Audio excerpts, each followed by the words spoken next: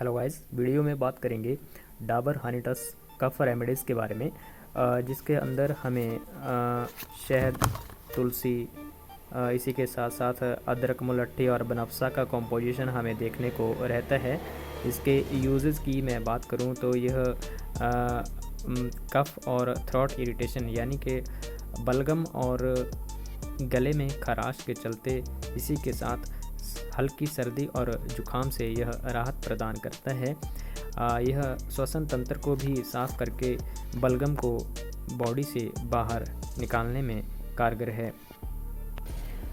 100 ml की इस packaging में हमें एक काढ़े का भी सैचेट हमें देखने को रहता है, जो कि गले में खराश तथा थ्रोट इरिटेशन व गले में हल्के दर्द, जलन व सर्दी तथा जुखाम से राहत प्रदान करता है।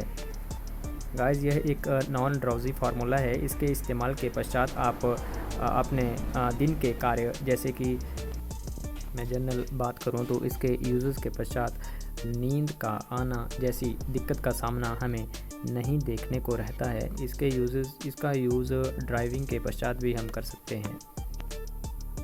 डोजेस की बात करें तो इसके ऊपर जैसे कि मेंशन किया गया है, बच्चों में इसका इस्तेमाल दिन में 3 से 4 समय 1 चम्मच डिवाइडर डोज के रूप में करना अनिवार्य है, तथा एडल्ट्स में इसका इस्तेमाल 2 चम्मच यानी कि 10 ml दिन में 3 से 4 समय डिवाइडर डोज के रूप में इसका इस्तेमाल गले में खराश, कफिंग और हल्के सर्दी व जुखाम से यह राहत प्रदान करता है।